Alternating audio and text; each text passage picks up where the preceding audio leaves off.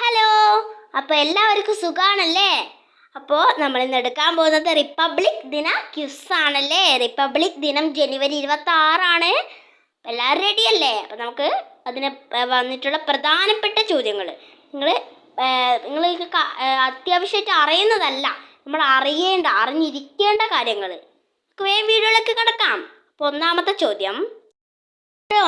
ചോദ്യം എന്താണെന്ന് വെച്ചാൽ, ഇന്ത്യയുടെ റിപ്പബ്ലിക് ദിനം. ഉത്തരം ജനുവരി 26. രണ്ടാമത്തെ ചോദ്യം, 2026 ഇന്ത്യ എത്രാമത് റിപ്പബ്ലിക് ദിനമാണ് ആഘോഷിക്കുന്നത്? 77ാമത് റിപ്പബ്ലിക് ദിനം അല്ലേ? അപ്പോൾ 2025 എത്രാമത്തേതായിരിക്കും ആഘോഷിക്കുന്നത്? 76ാമത് അല്ലേ? മൂന്നാമത്തെ ചോദ്യം, ഇന്ത്യൻ റിപ്പബ്ലിക് ദിന പരേഡിൻ്റെ ദൈർഘ്യം എത്ര? ദൈർഘ്യം എന്ന് വെച്ചാൽ വേറെ വലിയ കാര്യമൊന്നുമല്ല. ദൈർഘ്യം എന്ന് വെച്ചാൽ അത് ആരംഭിക്കാനും അവസാനിക്കാനും എടുക്കുന്ന സമയമാണ് അവർ ചോദിക്കുന്നത്.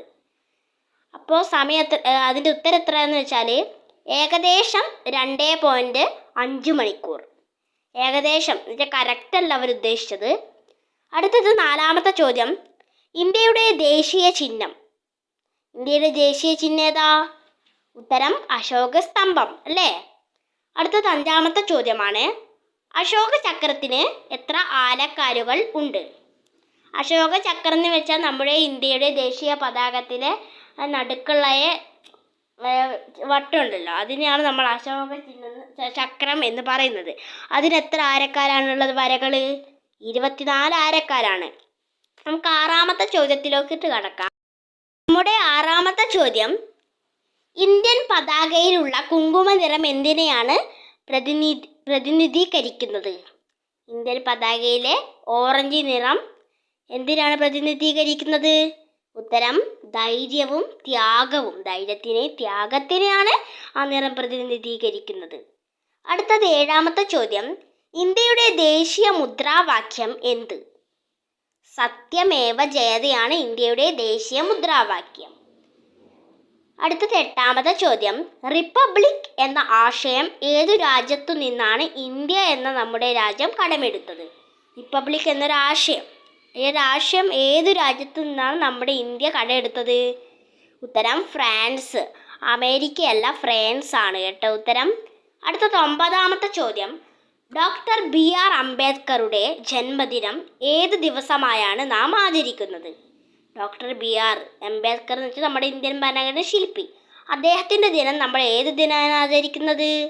ഉത്തരം മഹാപരിനിർവാൺ ദിവസ്. ദിവസ് എന്ന് പറഞ്ഞാൽ ദിവസമാണ്. ദിവസത്തിന് ഹിന്ദിയിൽ ദിവസ് എന്നാ പറയുക. അത് ദിവസം തന്നെ എഴുതണം, കാരണം ബാക്കിയെല്ലാം ഇത് ഹിന്ദി ആണല്ലോ. മഹാപരിനിർവാൺ ദിവസാണ് നമ്മുടെ ഡോക്ടർ BR അംബേദ്കറിൻ്റെ ജന്മദിനം ആഘോഷിക്കുന്നത്.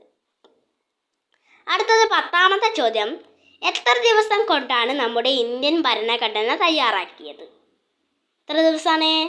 ദിവസം മാത്രമല്ല, മാസവും വർഷമൊക്കെ ഉണ്ട്. ആൻസർ 2 വർഷം 11 മാസം 18 ദിവസം.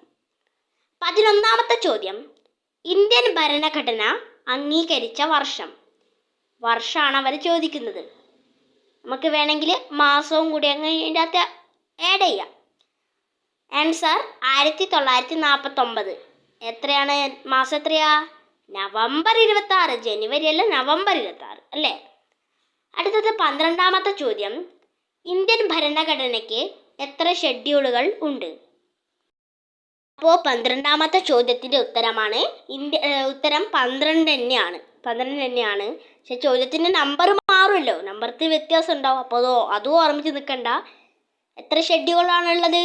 12 ഷെഡ്യൂളുകളാണ് ഇന്ത്യൻ ഭരണഘടനയ്ക്കുള്ളത്. അടുത്തത് 13ാമത്തെ ചോദ്യം, ഇന്ത്യൻ ഭരണഘടനയുടെ ഹൃദയവും ആത്മാവുമെന്ന് ഡോക്ടർ BR അംബേദ്കർ വിശേഷിപ്പിച്ചത് എന്തിനെയാണ്? Answer article 32. ആർട്ടിക്കിൾ എന്ന് വെച്ചാൽ ഒരു ഘട്ടം ഇന്ത്യൻ ഭരണഘടന ബുക്കാണ് അല്ലേ? അതിൻ്റെ ആർട്ടിക്കിൾ 32നെയാണ് അംബേദ്കർ ഹൃദയവും ആത്മാവും എന്ന് വിശേഷിപ്പിച്ചത്. അടുത്തത് 14ാമത്തെ ചോദ്യം, ജനഗണമന ആദ്യം രചിക്കപ്പെട്ടത് ഏത് ഭാഷയിലാണ്? ജനഗണമന നമ്മുടെ ദേശീയ ഗീതം ആദ്യമായി രചിക്കപ്പെട്ടത് ഏത് ഭാഷയിലാണ്? ഗുജറാത്തി അല്ല, ബംഗാളിയാണ് ഉത്തരം.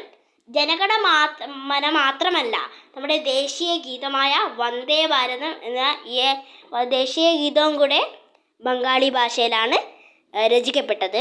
ബങ്കിം ചന്ദ്ര ചാറ്റർജിയാണ് ദേശീയ ഗീതം എഴുതിയത്, അതും ഓർമ്മിച്ചോ. രണ്ടും ബംഗാളി ഭാഷയിലാണ് രചിക്കപ്പെട്ടിട്ടുള്ളത് ആദ്യമായിട്ട്. അടുത്തത് 15ാമത്തതും ലാസ്റ്റും ആയിട്ടുള്ള നമ്മുടെ ചോദ്യം, അശോക ചക്രത്തിലെ നീല നിറം എന്തിനെ സൂചിപ്പിക്കുന്നു? എന്നുവെച്ചാൽ അശോക ചക്രത്തിൽ ആ വട്ടം ഉണ്ടല്ലോ, അതിന് നീലയല്ലേ, ആ നിറം എന്തിനാണ് സൂചിപ്പിക്കുന്നത്? ആൻസർ ആകാശവും സമുദ്രത്തിനെയാണ് ആ നിരനിരം നമ്മുടെ അശോക ചക്രത്തെ സൂചിപ്പിക്കുന്നത്. അപ്പോൾ നമ്മുടെ ഈ 15 ചോദ്യങ്ങൾ വേഗം തന്നെ ഇവിടെ അവസാനിപ്പിച്ചു. അപ്പോൾ നമുക്ക് എല്ലാവർക്കും ഫസ്റ്റ് കിട്ടട്ടെ. ജനുവരി 26 ലീവായതുകൊണ്ട് ജനുവരി 27 ക്വിസ് അല്ലേ. അപ്പോൾ എല്ലാവർക്കും ഗുഡ് ലക്ക്. അപ്പോൾ നമുക്ക് അടുത്ത വീഡിയോ വീണ്ടും കാണാം. ടാറ്റ.